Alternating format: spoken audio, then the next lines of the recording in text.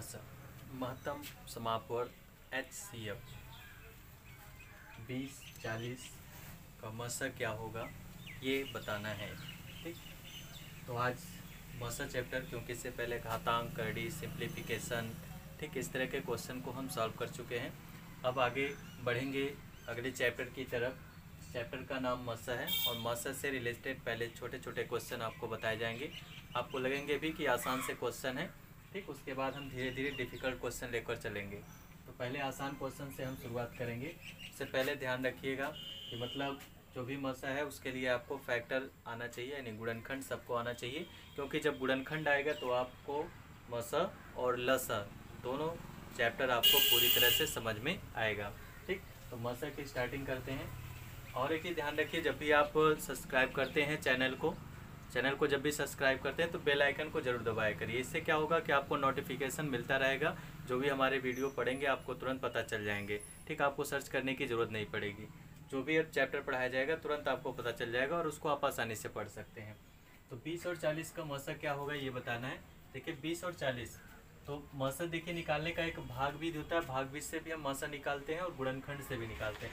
हम दोनों मेथड आपको बता देंगे। पहले देखिए गुणनखंड मेथड को बताते हैं। 20 40, ये 20 और 40 लिख दिया गया। इसका मसा पूछा है क्या होगा, तो मसा बताने के लिए हम करेंगे क्या, 20 का फैक्टर करेंगे, 20 का गुणनखंड करेंगे, 40 का गुणनखंड करेंगे। दोनों के गुणनखंड में जो होगा वो आपका क्या हो जाएगा, मसा हो जाएगा। तो देखिए पहाड़ा तो आता ही होगा, पहाड़ा जैसे हम पढ़ते हैं 2 का 2 की तरह पहाड़ा पढ़ेंगे, 2 का 3 का 4 का, जिससे भी आपका 20 कट जाए 40 कट जाए उससे हम पढ़ते हैं। तो स्टार्टिंग करते हैं 2 से। देखिए ये हो जाएगा आपका 2, 2 दूना 4, ठीक, और 4 पचे 20 हो गया। इसी तरह से इसको करेंगे 2 दूना 4, ठीक, और 4 दूना 8 और 8 पचे 40 हो गया। क्लियर है, ठीक, यानी 2 दूना 4, 4 पचे 20, और नीचे वाला हो गया 2 गुणे 2 गुणे 5, यानी 2 दूना 4 दूना, ठीक, 8 हो जाएगा, 8 पचे 40। हम केवल इतने 20 और 40 का ही पूछे हैं। इसमें देखिए 20 और 40 में देखेंगे कॉमन क्या मिल रहा है। देखिए 2 इसमें भी है, 2 इसमें भी है। तो इसका मसा जब लिखेंगे तो मसा इक्वल टू क्या हो जाएगा, 2 गुणे 2 गुणा किए कितना आया 4। तो ऑप्शन नंबर आपका क्या हो जाएगा, डी इक्वल टू आपका 4 हो जाएगा। क्लियर हुआ, यानी जो भी गुणनखंड है उस गुणनखंड में ऐसे अंक जो दोनों में मिलते हैं वही आपका मसा होता है। जैसे देखिए 2 इसमें भी आया, 2 इसमें भी आया, तो इन दोनों मसा को हमने क्या किया, कॉमन ले लिया। दोनों दो जो सेम मिल रहा है, जो एक जैसे मिल रहे हैं, ठीक, वो कॉमन हो जाएगा। तो 2 गुणे 2 बराबर 4 हो गया, तो मसा आपका 4 हो गया। एक आप भाग विधि जानते हैं, जो आप कक्षा 2 और 3 में पढ़े होंगे। इस तरह से HCF तो हो जाएगा 20 दूना 40, ये हो गया 0 0, ये हो गया 20 दूना 40, ठीक। यहाँ इस तरह से निकाला जा सकता है। तो ये जो भाग हुआ तो लास्ट में देखा गया कि 20 से 40 यानी जो छोटी संख्या होती है उसको इससे काटा गया है। तो 20 दूना 40 आपका हुआ, ये हो गया 5 दूना 10 दूना 20, 5 दूना 10, 10 दूना 20, 20 दूना 40, तो 2 दूना 4 आपका यहाँ पर मसा हो गया। और इस तरह से अगर देखते हैं तो यहाँ पर भी आपका कुछ, हाँ एक देखिए, हाँ एक छूट गया, ये 5 भी आपका मिल रहा है ना, तो 5 भी हो जाएगा। 5 दूना 10 दूना 20, तो 20 होगा। तो 20 तो ऑप्शन में कोई दिया नहीं है, चलिए इसको कर देते हैं ऑप्शन नंबर डी, क्योंकि लास्ट में किससे कटा, 20 से कटा है, इसलिए मसा आपका कितना हो जाएगा, 30 हो जाएगा। सेम वही क्वेश्चन तो है लेकिन थोड़ा अलग टाइप का हो गया। वह सबसे बड़ी संख्या बताइए जो 390, 495, 300 को बिना कोई शेषफल छोड़े विभाजित करती है। बिना शेषफल छोड़े का मतलब शेषफल 0 आ जाए, शेषफल कुछ नहीं बचना चाहिए। ऐसी कौन सी बड़ी संख्या है, इसकी पहचान देखिए। जब बड़ी संख्या की बात करेगा तो ध्यान रखिएगा हमेशा आपको HCF निकालना है। ग्रेटेस्ट नंबर जब भी पूछेगा तो आपको HCF निकालना है। जब यहाँ कह देगा छोटी संख्या, स्मॉलेस्ट नंबर कहेगा, तो आपको LCM निकालना है। तो 390, 495 और 300 का अगर आपको आसान ये लग रहा है तो इस मेथड से भी लगाएंगे, अगर आसान आपको ये लग रहा है तो इस मेथड से भी हम लगा सकते हैं। तो 390 का हम फैक्टर करेंगे, ठीक, उसके बाद 495 का भी फैक्टर करेंगे, फिर इसी तरह से 300 का भी फैक्टर करेंगे। तीनों का हम अलग अलग फैक्टर करेंगे। अगर नहीं पता रहता है फैक्टर तो आपको डिवाइजेशन मेथड जो बताया जाएगा ऐसे आप कर सकते हैं। 2 से डिवाइड करेंगे, 2 1 कम 2, 2 9 18 और 2 बचे 10। ठीक, देखिए 5 से काटेंगे, 5 3 15 हो गया, 5 9 45 हो गया। फिर 3 से काटेंगे 13 हो गया, लास्ट में 13 से ही कटेगा। तो आपको डिजिट क्या मिल गया यहाँ पर, एक तो 2 मिल गया है, एक 3 मिल गया है, एक 5 मिल गया है और एक आपको 13 मिल गया। अब ऐसे ही 495 का निकालेंगे। 5 से 5 9 45, 5 9 45, 3 3 का 9 और 3 11, फिर 11 बचेगा, यानी 5 3 3 11, यानी 3 गुणे 3 गुणे 5 गुणे 11 हो गया। ठीक, चलिए 300 का करते हैं। 300 का इसी तरह से करेंगे, 150 हो जाएगा, 75 हो जाएगा, 15 हो गया, 3 हो गया, 5 हो गया। ठीक, यानी यहाँ पर आपको मिला क्या क्या, 2 मिल गया, 3 मिल गया है, 2 5 मिल गया है, ये हो गया। अब इसका मासा कितना होगा, अब इसका मासा बताना है। मासा कैसे देखेंगे, देखिए दोनों में क्या क्या मिल रहा है। इसमें 2 है लेकिन इसमें 2 नहीं है, इसमें 2 है, तो 3 देखिए दोनों में मिल रहा है। एक तो आपको 3 मिल गया और देखिए 5 भी दोनों में मिल रहा है, तो 5 हो गया। तो 5 दिया कितना हो गया, 15 हो गया। क्लियर हुआ। ठीक, यानी दोनों में 3 5 मिल रहा है, तो 3 5 का गुणा जब करेंगे तो 15 हो गया। वह सबसे छोटी संख्या क्या हो गई, 15। 15 से ये पूरा डिवाइजेबल है और कुछ भी आपका शेषफल नहीं बचेगा जीरो को छोड़कर। अब देखिए बीजगणित में भी ऐसे क्वेश्चन पूछे जाते हैं, बीजगणित में भी मासा पूछा जाता है। तो इस मासा को कैसे सॉल्व करेंगे, x की पावर 8 - 1, x की पावर 8 - 1 और x की पावर 4 + 2x³ - 2x - 1। कह रहा है इसका मासा क्या होगा, आपको ऑप्शन दिया है, इसमें से आपको छांट कर बताना है कौन सा आपका ऑप्शन सही हो गया। इसके लिए भी आपका वही फैक्टर का रूल्स ही लगेगा। x की पावर 8 - 1, देखिए यहाँ पर कुछ बीजी गुणनखंडों का यूज किया जाएगा। और दूसरा वाला आपका है x की पावर 4 2x³ - 2x - 1।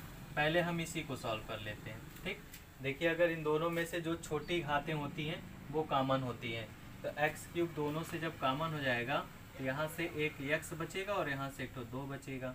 इसमें देखिए कुछ भी कॉमन नहीं दिख रहा है, यहाँ माइनस है तो माइनस लिखकर हम 2x + 1 लिख देंगे।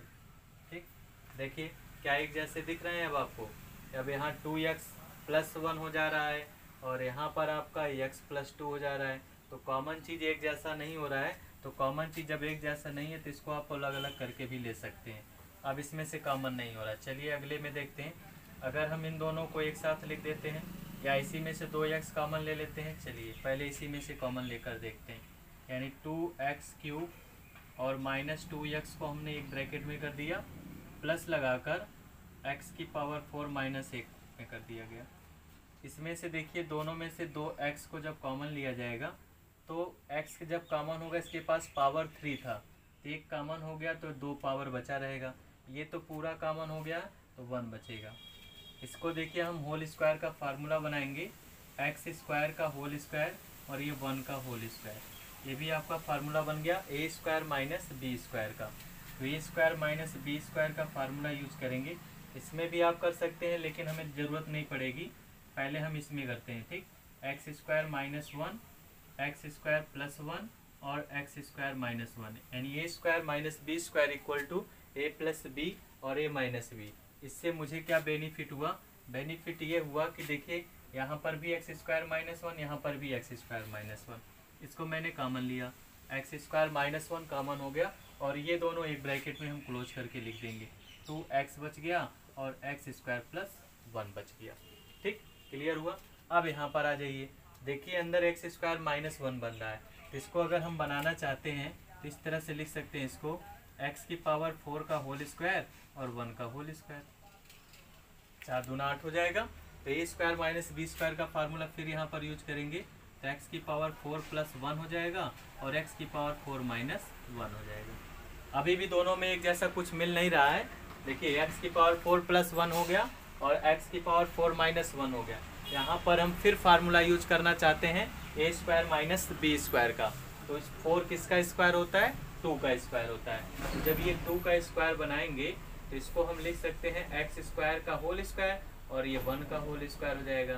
फिर आपका ए स्क्वायर माइनस बी स्क्वायर का फार्मूला एक्स की पावर 4 प्लस 1 और ये एक्स स्क्वायर प्लस 1 और एक्स स्क्वायर माइनस 1 हो गया। देखिए दोनों में x square minus 1 x square minus 1 दोनों में मिल रहा है, तो ऑप्शन नंबर ए आपका सही हो गया। यानी मसा क्या हो जाएगा, एक्स स्क्वायर माइनस 1 हो जाएगा। ठीक है, थोड़ा बीजगणितीय फार्मूलों को आपको याद करना पड़ेगा, बीजगणितीय फार्मूलों को यहाँ पर यूज हो रहा है, तो ये चीज़ आप ध्यान देंगे। ठीक है, कंफ्यूजन हो तो फिर कमेंट करिए।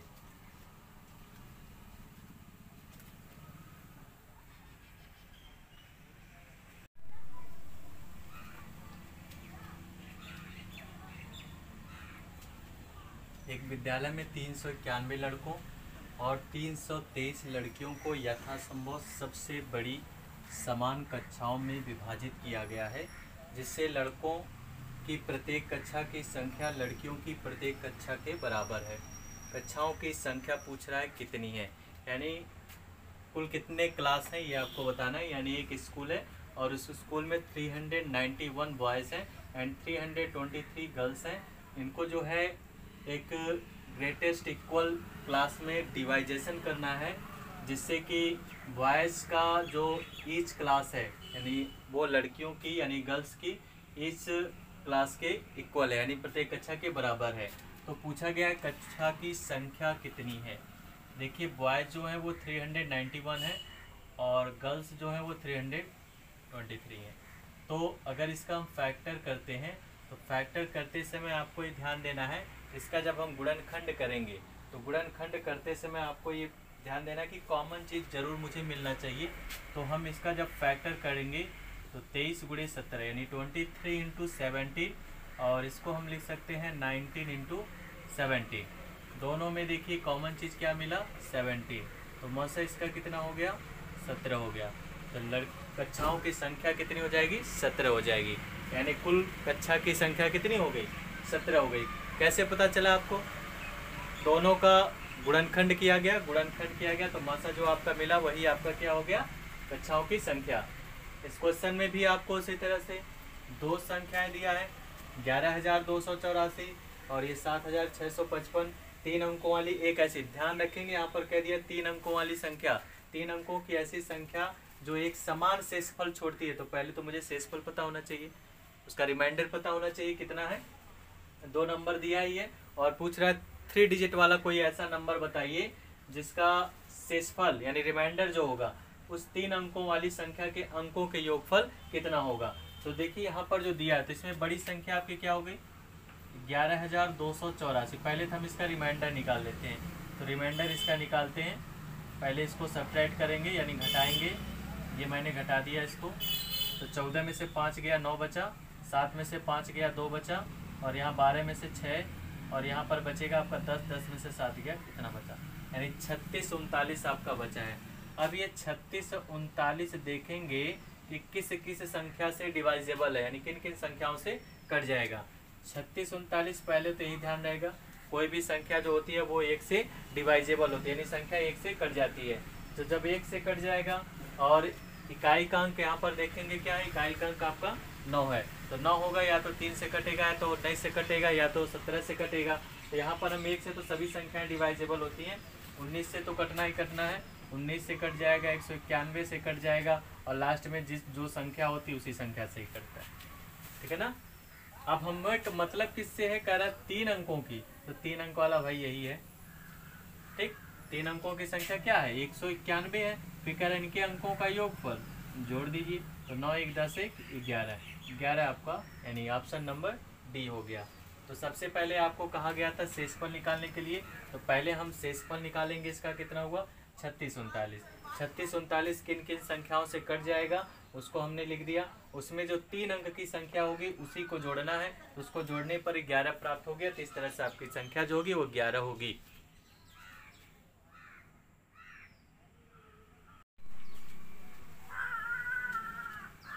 अड़सठ मीटर लंबाई और 51 मीटर चौड़ाई वाले एक हॉल के फर्श को आच्छादित करने के लिए कम से कम कितनी वर्गाकार टाइल्स की आवश्यकता होगी। ठीक, यानी कह रहा है 68 मीटर लंबाई और 51 मीटर चौड़ाई का एक हॉल है जिसकी लंबाई 68 मीटर और चौड़ाई 51 मीटर है। ऐसे मान लीजिए हमने यहाँ पर ऐसे रख दिया, ये ऐसे है, ये 68 मीटर है और ये आपका 51 मीटर है। और इसी में कह रहा है कि आपको ऐसे टाइल्स लगाना है, ऐसे टाइल्स लगाना है। और इस टाइल्स की कितने टाइल्स लगाए जा सकते हैं या कितने टाइल्स की आवश्यकता होगी। तो करना क्या है कि देखिए टाइल्स लगाया कहाँ जा रहा है, टाइल्स जो लगाएगा इसी फर्श में लगाएगा। और जब आपको फर्श का एरिया पता रहेगा तभी तो आप बताएंगे कि उसमें कितने का टाइल्स लगेगा। ठीक, तो सबसे पहले मुझे क्या निकालना होगा, उस टाइल्स की भुजा निकालनी होगी, उसकी भुजा कितनी होगी। तो टाइल्स की जब भुजा निकाल लेंगे, ठीक, साइड निकालना है, ठीक, साइड निकालना है आपको। टाइल्स की भुजा कितनी हो जाएगी तो उसके लिए आपको मसा निकालना पड़ेगा। तो 68 और 51 का मसा निकाल देंगे यानी HCF। तो 68 को आप क्या लिख सकते हो, 17 चौको 68 ऐसे। 51 को क्या लिख सकते हो, 17 तिया 51। तो इसका भुजा कितना आ गया, भुजा यानी उसका मसा, दोनों में क्या मिल गया, 17 मिल गया। यानी 17 मीटर साइड वाला आपको टाइल्स लगाना है, वो भी किस पे, 68 गुणे 51 वाले पे। तो कुल कितने टाइल्स हो जाएंगे, टाइल्स किस पे लगाना है, फर्श पर। तो फर्श का क्षेत्रफल लंबाई गुणे चौड़ाई यानी 68 गुणे 51। अब वर्ग की चारों भुजाएं बराबर होती हैं क्योंकि कह रहा है वर्गाकार टाइल्स है, तो वर्ग का क्षेत्रफल होता है भुजा स्क्वायर। और भुजा कितना आया, 17, स्क्वायर करेंगे तो 2 बार, 17 तिया 51, 17 चौको 68, कुल मिलाकर कितना हो गया, 12। यानी कुल कितने टाइल्स लगेंगे, 12 टाइल्स लगेंगे। एक व्यक्ति के पास क्रमशः 10, 15, 20 मीटर लंबाई के 3 लोहे की छड़ें हैं और तीनों छड़ों में से बराबर लंबाई के टुकड़े काटने, यानी बराबर लंबाई के वो टुकड़े काटना चाहता है बिना कुछ बर्बाद किए हुए, यानी उसमें से कोई भी टुकड़ा बर्बाद नहीं होना चाहिए। उसमें से कम कुल कितने टुकड़े काटे जा सकते हैं। तो पहला काम HCF, तो 10 का करेंगे तो 5 दूना 10 हो जाएगा। 15 का करेंगे, उसके बाद 20 ऐसे।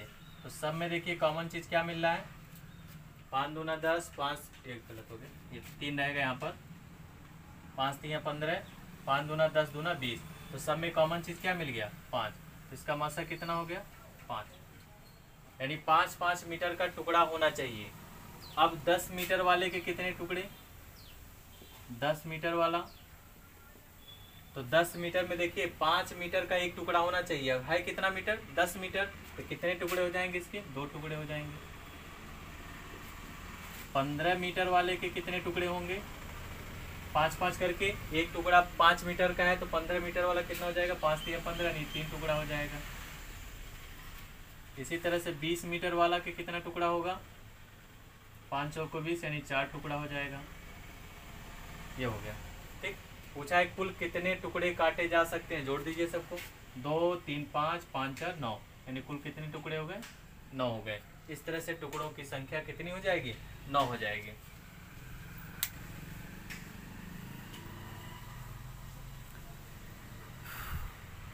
रफ पेन लेकर बैठा करिए, स्क्रीनशॉट ले सकते हैं, उसके बाद रफ पेन लेकर खुद भी लगाइए उसको।